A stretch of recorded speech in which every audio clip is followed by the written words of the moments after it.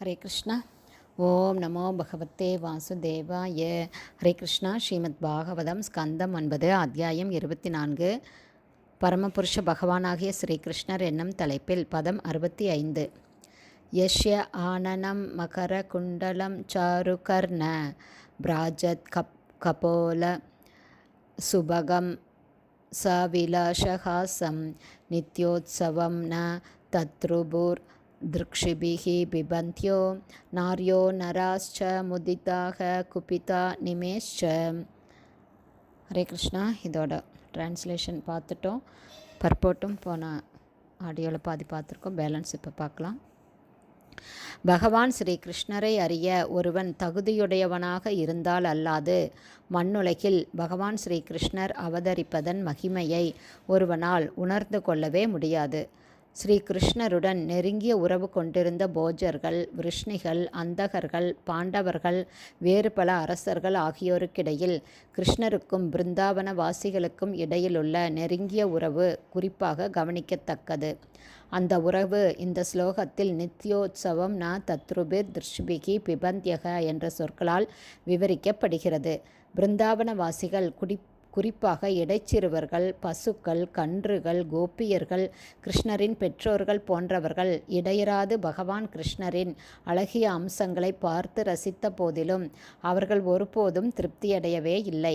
பகவான் ஸ்ரீ கிருஷ்ணரை காண்பது நித்திய உற்சவ, அதாவது அன்றாட திருவிழா என்று இங்கு விவரிக்கப்படுகிறது.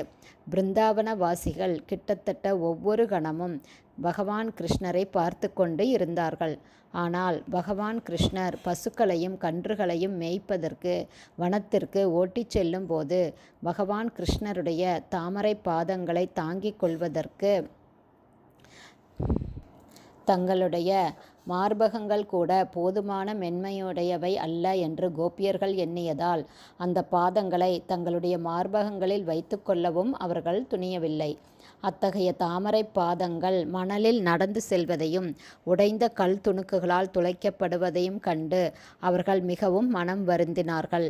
அதை பற்றி நினைத்ததாலேயே மிகவும் பாதிப்படைந்த கோபியர்கள் வீட்டில் கண்ணீர் வடிப்பார்கள். ஆகவே பகவான் கிருஷ்ணரின் மிகச்சிறந்த தோழிகளாக விளங்கிய கோபியர்கள் அவரது இடையராத தரிசனத்தை பெற்று வந்தனர். ஆனால் அவர்களது கண்ணிமைகள் கிருஷ்ணரை பார்ப்பதற்கு இடைஞ்சலாக இருந்ததால் சிருஷ்டிகர்த்தாவான பிரம்மதேவரை அவர்கள் நிந்தித்தனர். எனவே பகவான் கிருஷ்ணரின் பேரழகு, குறிப்பாக அவருடைய திருமுகத்தின் பேரழகு இங்கு விவரிக்கப்படுகிறது. 9ஆம் காண்டத்தின் 24ஆம் அத்தியாயத்தில் கிருஷ்ணருடைய பேரழகை பற்றிய ஒரு குறிப்பு இருப்பதை நாம் காண்கிறோம். இப்போது நாம் ஸ்ரீ கிருஷ்ணரின் தலையாக கருதப்படும் 10வது காண்டத்திற்கு செல்ல இருக்கிறோம். இந்த ஸ்ரீமத் பாகவதம் முழுவதுமே பகவான் ஸ்ரீ கிருஷ்ணரின் உடலாகும். ஆனால் 10வது காண்டமோ அவருடைய திருமுகமாகும். இந்த ஸ்லோகம் கிருஷ்ணரின் முகம் எவ்வளவு பேரழகுடையது என்ற ஒரு குறிப்பை கொடுக்கிறது.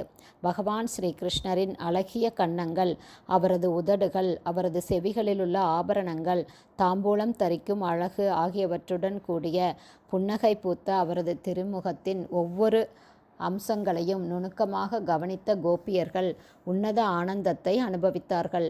ஆனால் ஸ்ரீ கிருஷ்ணரின் திருமுகத்தை கண்டு அவர்கள் பூரண திருப்தி அடையவில்லை. மாறாக கண்களை இமைக்காமல் பார்ப்பதற்கு தடையாக இருந்த இமைகளை படைத்தவரான பிரம்மாவை அவர்கள் நிந்தித்தனர்.